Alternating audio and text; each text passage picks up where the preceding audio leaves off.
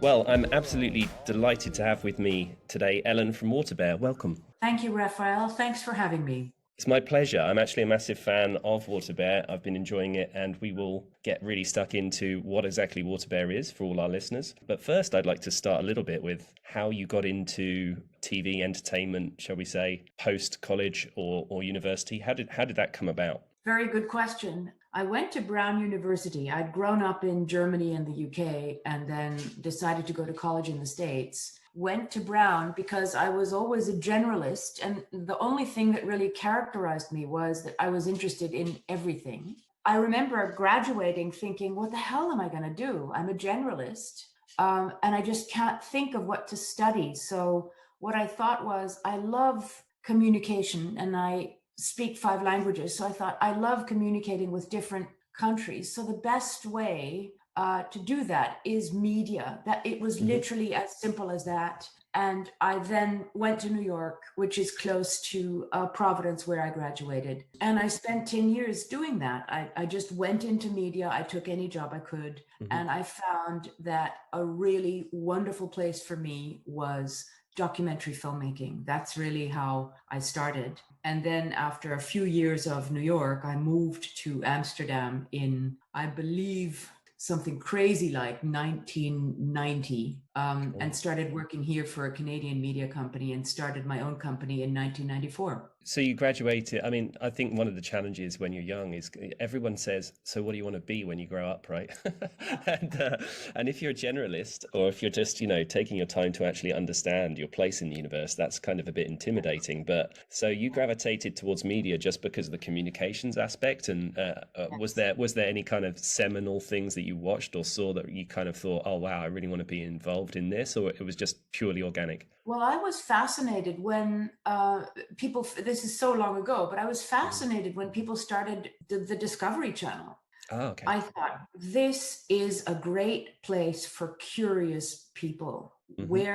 Where's a good place for curious people? And I realized I'm mainly driven by curiosity. I have two really big drivers. One is probably the biggest, and I think a lot of entrepreneurs will share that. I have a strong need for freedom, creative freedom and material freedom. And the other need is I really feel I need authentic ways to satisfy my curiosity. And that goes beyond, the news or beyond all these kind of YouTube tunnels you can walk down. So that really preempted my starting my own documentary company in 1994.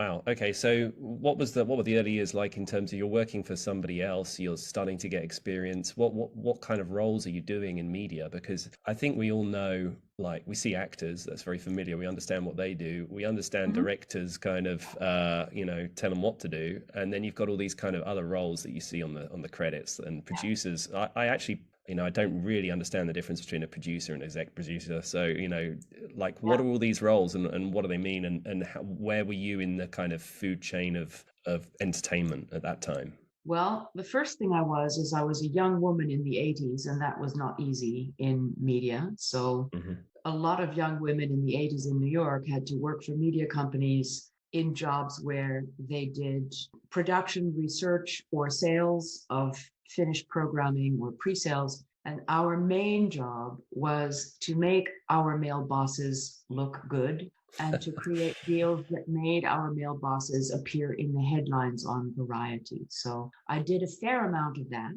Hmm. And that's really why I would sort of say to all female entrepreneurs that may be listening to this, I hope you will be able to skip that step. It is a very Hmm. uncomfortable place for a young woman to have to do that. But at the same time, I found that it honed very good negotiation skills. Hmm. So I learned how to park my ego at the door. I learned how to work on outcome. And I think later going into impact filmmaking, which I'm now in, I think that's a skill that I picked up during that time and that I was able to use later on. The difference between, I mean, what I did again as a woman in that early time where it was very difficult to specialize in media early, I used to buy documentaries and films for a company. I used to sell documentaries and films for a company. And I used to co-finance them, which means I learned how to finance co-productions, how to put different broadcasters together to get them all together to make one film. My record was I had 9 broadcasters in one documentary once when I was very Wow. young. What?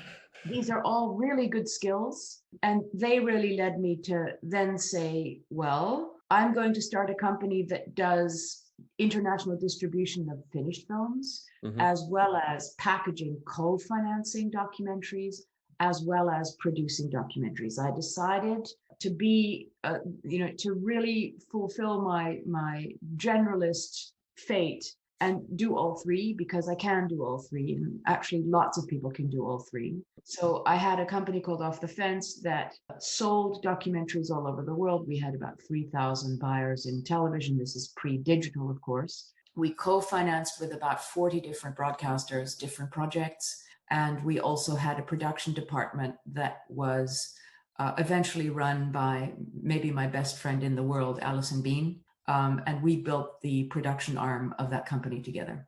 You've touched on a few things there.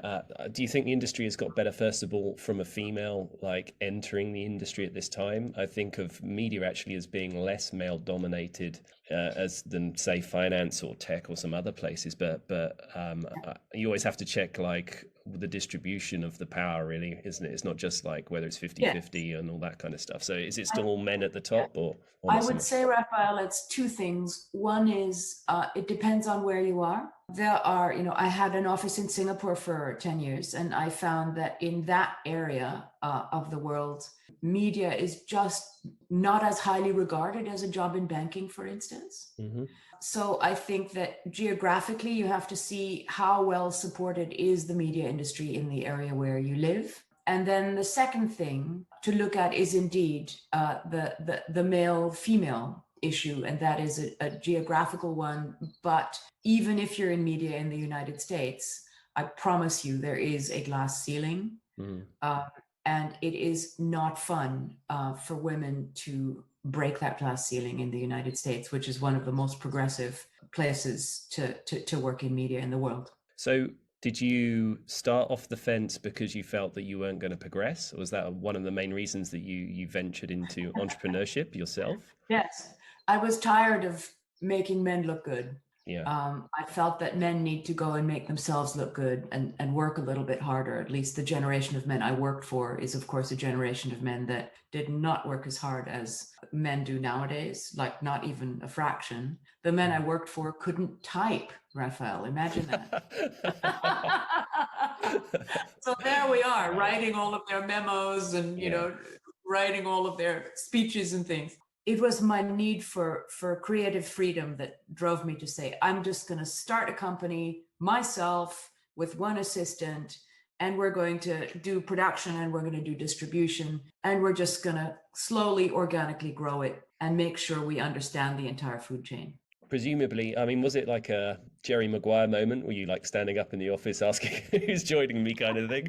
Or, I mean, you had the relationships, I assume, at this time with the networks and the people that kind of, you've built all that rapport, and okay, the credit was going elsewhere, but those relationships were critical, I'd imagine, to starting your own venture, having that confidence that you could actually do this yourself. Yes, I think there was a Jerry Maguire moment because I was also pregnant with my first child, and I had one room office and I had an assistant, and I just said, I love documentaries and I'm just going to do it.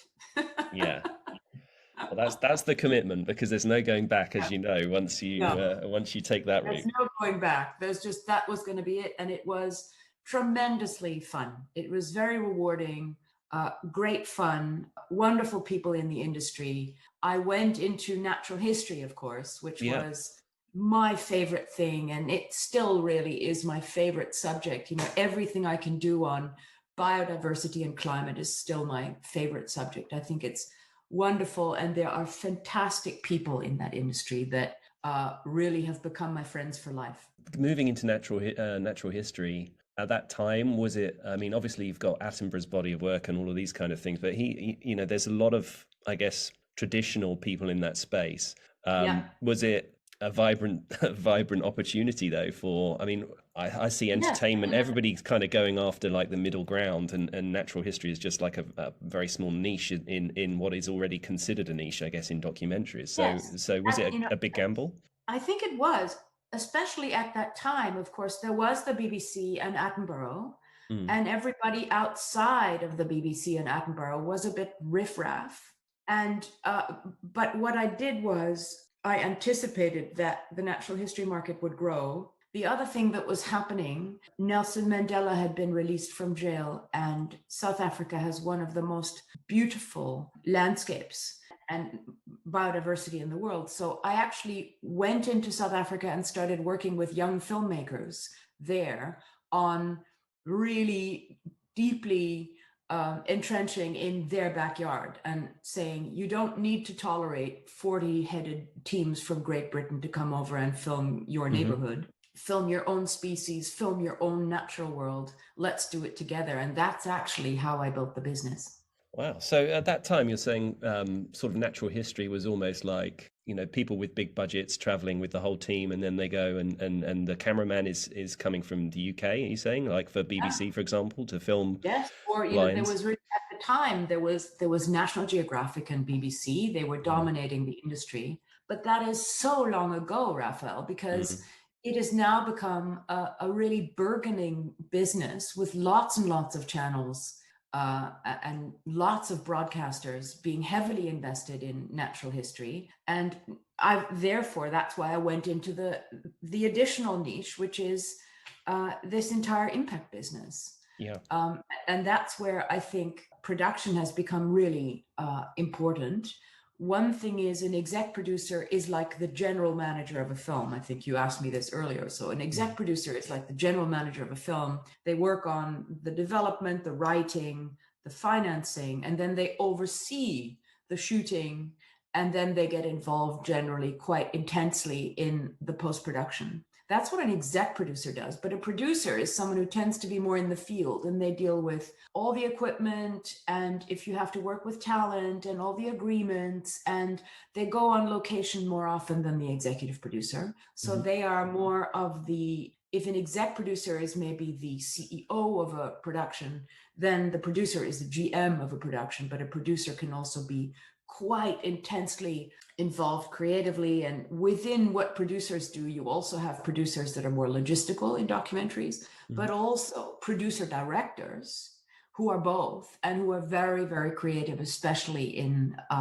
impact documentary. The specialism, or the kind of angle that Off the Fence took, was that unusual at the time? Because you weren't just distribution, which I think was your predominant background, but this production side as well, and the combination of things, was that common at the time? It wasn't. That's what I find so surprising right now when you look at the landscape right now. It wasn't very common to do that even in the year 2000. But it, for me, was a very important ecosystem to build.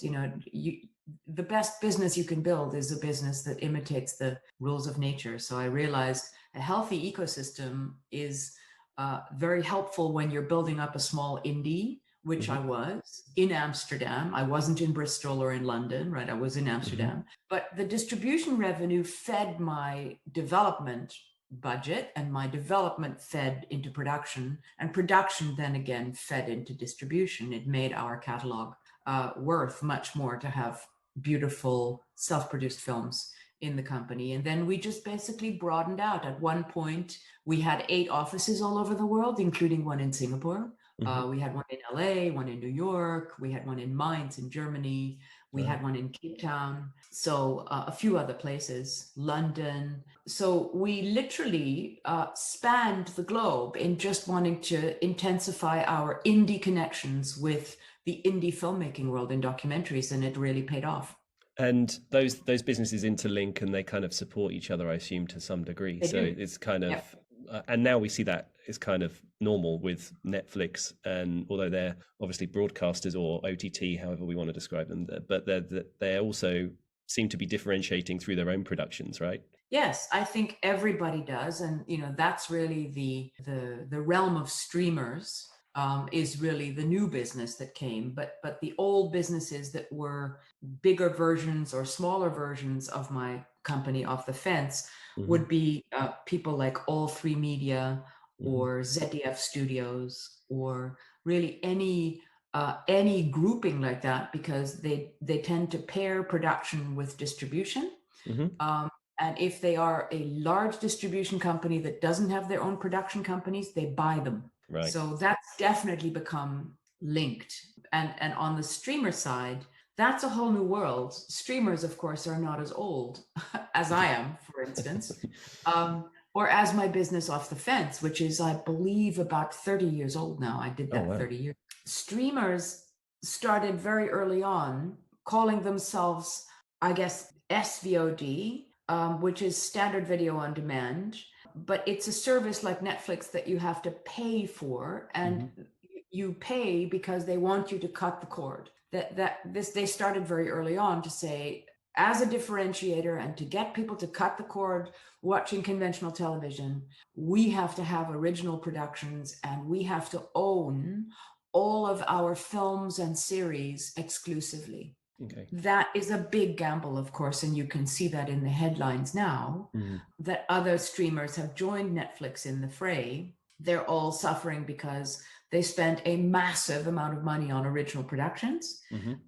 They don't produce in-house. They have production teams that oversee independent producers. So they're not a production company, Okay. but they have people that oversee original productions, and they have, of course, departments that finance entire original productions. But it is a big gamble, and you can see in the prices. I guess the stock price of Netflix has fallen because they're finding it really hard to recoup all of their investments in original programming. Yeah, and a small dip in subscribers, relatively speaking, 0.1%, I think it was, or something like that, equated to like almost a quarter off the price, which is quite, striking. Yeah.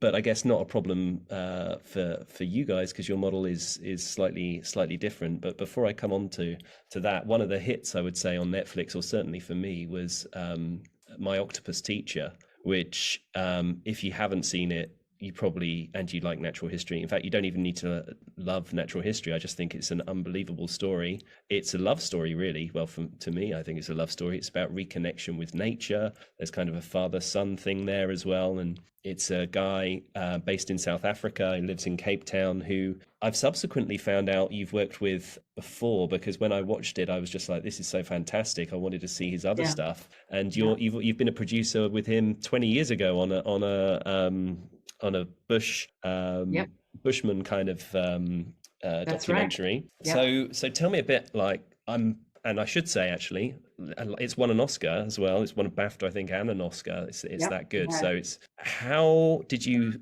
get involved? I mean, obviously you knew Craig back then, but how did you first get involved in that production? Well, it goes way back to when I was working with young, talented filmmakers in South Africa, building my business Off the Fence. And Craig was one of the most talented people I've ever met, even then, as, I guess he was then a 30-year-old man. We worked together on a film called The Great Dance, which won 65 awards. It was a sort of sleeper, and it disrupted natural history filmmaking because we used types of filmmaking that people hadn't used before. We filmed from perspectives that people hadn't filmed from before. And we went deeply into the psyche of Bushmen and into their indigenous, very, very wise relationship with nature. That's really what the film was about. Even then, that interested Craig very much, and it interested me very much. What are really the origins of our connection with nature, and how can we feel reconnected to where we all come from, and what we all have in common. And the film did raise a lot of eyebrows because we won a ton of awards, whereas we were sort of nobodies, right? We were definitely. And we stayed very close friends after that, and we worked together on and off on a few projects. While I was building Off the Fence, Craig became a very, very well-known cinematographer. He worked with Attenborough, he worked with Discovery, he worked for National Geographic, he worked kind of for everybody. But in the throughs of that, he got a really bad case of adrenal fatigue. And that adrenal fatigue came from what I think, being pushed into having to film lots of very dangerous situations with animals, including holding a large 3D camera and having to dive into caves under the surface of the Okavango to film sleeping crocodiles from 2 meters away. Oh my God. And I saw Craig, and I don't know if you've ever experienced adrenal fatigue or met someone with adrenal fatigue, but you literally can't move. You know, he was in a chair and he just literally couldn't move. And we just started talking. And as he started swimming in this cold water, you know, in this place where he was born, he discovered that cold swimming is fantastic for your nervous system. And he rebooted his nervous system and started filming these beautiful little creatures on the kelp forest floor. Was joined by Pippa Ehrlich, the very talented woman who directed the film. And we would just sit and look and say, what shall we do with this? What shall we do with this? So the funny thing is that two things happened. One thing is, when I saw these beautiful little clips, I thought, I can't sell this to any conventional streamer or channel. But this is such an important subject matter, biodiversity and the human relationship with nature. I literally said to Craig, I think we need our own network. So that's how the idea of the WaterBear Network was born. Oh, wow. So on the one hand, I was thinking we need our own network. We really have to have a network where the length of a film doesn't matter, but where purpose really matters and intent really matters. And the other thing that happened is Craig met a baby octopus. And once he met that baby octopus, Pippa and I sort of said, whoa, there's a film there. And so they just kept on filming and we carried on with that. And I took the project to Netflix when it was quite far along. It was almost fully shot. And they then agreed to help us finish it and make it a Netflix original. I mean, so it's so amazing in terms of thinking you've got all these projects or things happening simultaneously. I would guess that you're kind of keeping some sort of oversight on, and because like without the octopus, my octopus teacher is just Craig swimming around in very cold water. Have done it. Yeah, no, so have done it. that's kind of crazy. Tell me. Like at what point did you feel that was a hit when you kind of, at what point did you feel this is something really special? Well, interestingly, I felt that this film is the kind of culmination of a 25-year friendship with Craig. I thought this is the best thing he and I could possibly do together because it encompasses everything we care about. And so I knew, even while I was being turned down by BBC and National Geographic and Smithsonian and, you know, you name it, we were turned down. Really? Because people said, Ellen, come on, you know, a guy and an octopus, who's going to want to see that? Yeah. So we were very lucky that Sarah Edelson, the commissioning editor at Netflix, saw something in the film. She sort of said, you know what? I think you've really got something there. It was she and actually a dear friend of mine at Arte in Germany. There were two commissioning editors that saw it, and the rest of them said, it won't get ratings. We're not going to be happy with the advertising revenues. But I knew, and Craig knew, that this was a very, very important film. And I thought it's going to find its way. So we were absolutely positive, as was Pippa, that this film would find its way. That's amazing faith. No, but I mean, the thing is, when you're a documentary filmmaker and you're telling the truth about our relationship with nature, when you're filming it technically super well, when you're discovering, you know, this octopus mind, this octopus intelligence is fascinating. And when on top of that, you're dealing with mental health issues for white Anglo-Saxon men, then I think it's a very safe bet, right? We had so many letters from so many men all over the world saying, we're so happy that Craig was so brave to talk about it. Even suicidal men wrote to us and said, this has really given me hope, and I'm going to reconnect with nature, and I'm going to make myself healthy again. And I think that's a brilliant kind of backstory to WaterBear, really, because I mean, I like to think that there's a chance for us all to reconnect with nature. It's part of our story at the moment. The world has kind of lost its way slightly, and there's never been more, you know, mental health and you know, stress-based kind of situations, I guess, for many people, depression, etc. And so this reconnection with nature is a major part, I feel, of what WaterBear is kind of bringing. Although it's still, you know, very much technology and a screen, etc. It's one place where you can go to where you can get access to fascinating documentaries on biodiversity and nature and our effects on the planet. And it really is quite thought-provoking. So how did you go from that aha moment with My Octopus Teacher to kind of the bringing WaterBear about? And can you give our listeners an insight into what WaterBear is? While we were making My Octopus Teacher, I thought how tiring it was to have to work for broadcasters and streamers that care about ratings and ad revenues and subscribers. And I thought there are more important things than that. There's also our future on this planet. And I then thought, well, if we have our own platform, how on earth would we differentiate ourselves and not get, swallowed up by this very big competition? And I thought the only way we can do that is if we're free. So WaterBear is a free network that you can find on really online. So we've got a website, and you can find us on Google and of course in the App Store. We're also on Roku and Apple TV. And we're on Comcast in the United States on the Xfinity box now. And we are on Samsung Fast TV in a couple of countries. So we're actually growing, and you'll find WaterBear in an increasing amount of places in the digital world. So that was one thing. We need to be free. We need to be available as an app, but also in a watch-only universe so that people can access us. The information we have in our films needs to be authentic. The films need to be educational, but inspirational. We don't really produce films that are, scaremongering. I don't believe in that at all, or accusatory. I think that you're right, Rafael, that in today's world, there is a huge amount of anxiety and depression, especially among young people.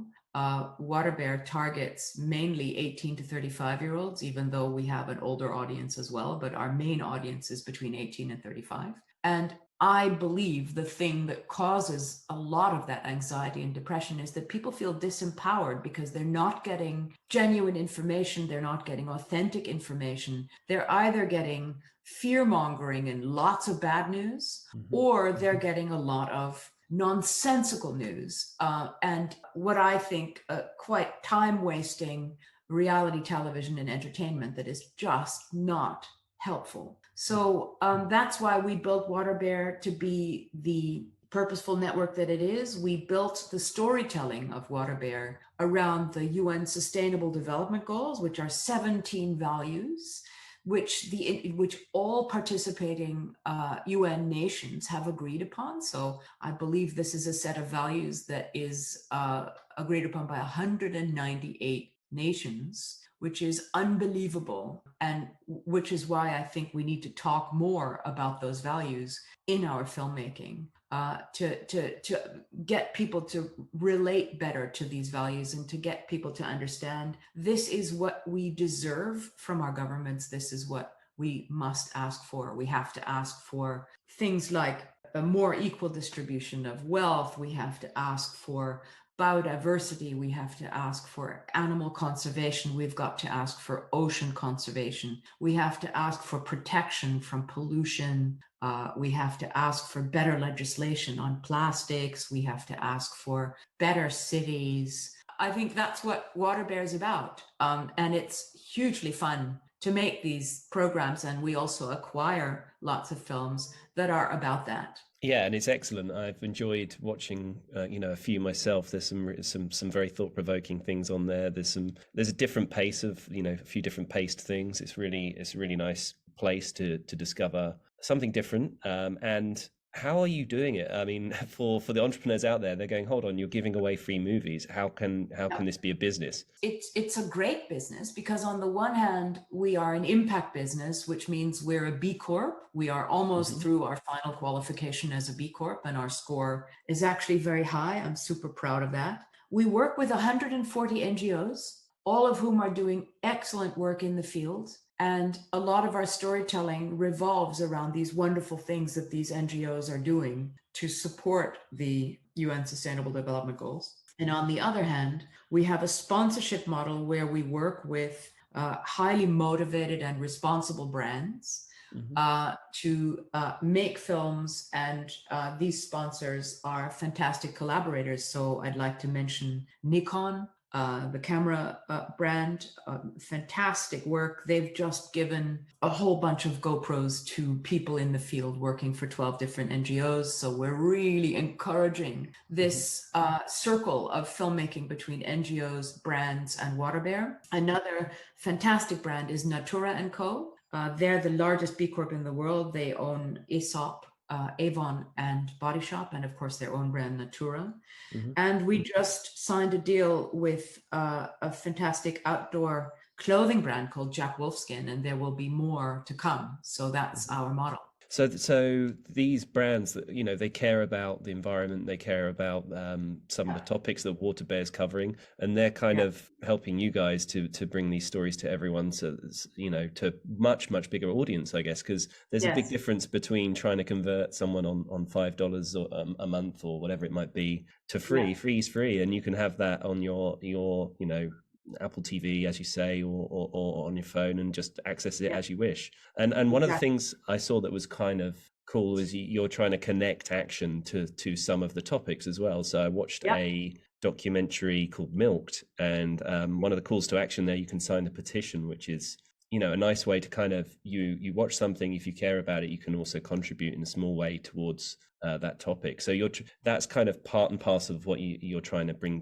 to bear here. That's right. We don't really want to glue people to our screen at WaterBear. Hmm. We'd like people to bounce on and off of the screen. And what you can do, by the way, because we're interactive, is you can donate to all of the NGOs while you are watching. So you don't have to stop watching and then go to another website or anything. So you can keep watching and donate. And we're going to have a live function. You will be able to, I think you can do that now even.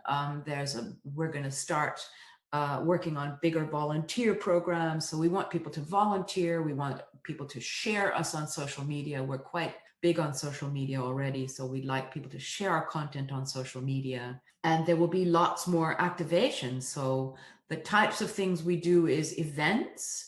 We built a Loch Ness monster made of circular denim called the Messy Monster, and Messy travels around. She was on Grosvenor Square for a few weeks. Then she was at the Amsterdam Tropen Museum for a few weeks. She's going to be traveling around, and we're activating people on circular economy.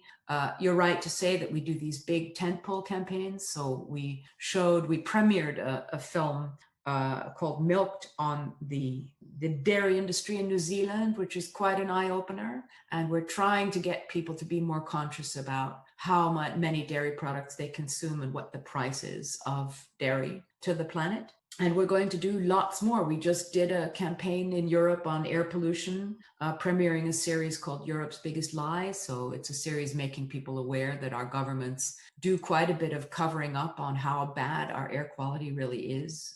We did an episode in London, and we did an episode in Amsterdam, or in the Amsterdam area. So campaigns, activations, wanting people to really take charge also of causes they care about. They can become members of the NGOs that are on WaterBear, that have their own bespoke page. You can start your own campaigns. If people want to start their own NGOs, we'd be super happy, but we would love to activate people while they watch WaterBear. That is really our North Star. So how far does this go? I mean, do you see like collective action and things as part of your mandate, or some topics are quite political, aren't they? And depending on where you are, it could be kind of exposing almost policies and things that voters would have strong feelings about potentially. Yeah. So Yeah. where's the line on these kind of things and Well, that's a really good question. We're not a political network, and our job is storytelling. Our okay. job is to raise awareness and to do activations that raise awareness. It's very unlikely that we would do anything, acutely anti-government anywhere. It's not in our DNA. We're not a news network like Al Jazeera. We're not a network like Extinction Rebellion. I think they're both amazing organizations, but you won't find that so much in our DNA as we're here to tell the stories, we're here to give the access. We do care a lot about biodiversity, climate change, circularity, and community. And we think that we have to cut our cloth and say we are by nature communicators, connectors, and storytellers. And that is what we're going to keep doing also via our activations. That said, when we published our film, Europe's Biggest Lie, the Dutch children's rights envoy to the UN published a really large report and sent it into the UN to say, you really have to force governments to use WHO norms to regulate air pollution. So we can cause political action, we can cause policy change, and we have done so, but we're not going to be the active driver of that. Yeah, which is inspiring because it's not Netflix and chill and just sit there drinking a big gulp of whatever, and you get the chance to kind of think about stuff and do things that are positive. Yeah. You touched on storytelling there. I mean, that in essence really is, obviously your superpower in what you've been doing, creating productions and connecting with people. How can founders adopt your learnings from storytelling into positioning their own businesses, particularly impact businesses? Because I think that the audience there is a little bit more sometimes polarized. You've got a very niche number of people who are kind of looking at any specific problem that maybe an entrepreneur addresses. But how do we get it mainstream? I guess the point of WaterBear is to bring these things to more of a bigger audience. But how any tips for entrepreneurs on bringing their own stories to bear? Yes, I think you need to find stakeholders. I think a very smart thing is to look at the principles of circular economy and try not to go it alone, right? This generation and I would say this era in entrepreneurship is not about competition. It's not about playing your cards close to your chest and trying to beat everybody else, right? It's no longer that. It is finding stakeholders, working with other related businesses, make your movement bigger, be more inclusive on all levels. And I think that's a really important tip to give everybody. Thank you. I think it's very true. You're trying to find more stakeholders, more people who see the world a bit like you or believe in what you're doing, certainly at an early stage. What's next for WaterBear? You've already signed up, I think you said 140 NGOs, which is pretty impressive. There can't be that many more out there for you. So where would you like to take this? How do you see it? The years ahead? We're a tech company, so we're going to continue to improve our interactive technology. We would like to do lots more action. And the other thing is we're going to be pushing out into more territories. So currently we have a technical reach of 100 million people. And now we need to contact those 100 million people, right? So that means marketing, reaching, more local activation, more subtitled versions of WaterBear. Mm-hmm. So there's a lot of work to do. I'm sure. And I look forward to tracking it. Ellen, I just want to say thanks very much for joining us. And it's been a real pleasure to talk. Thanks so much, Rafael. It was lovely to speak to you.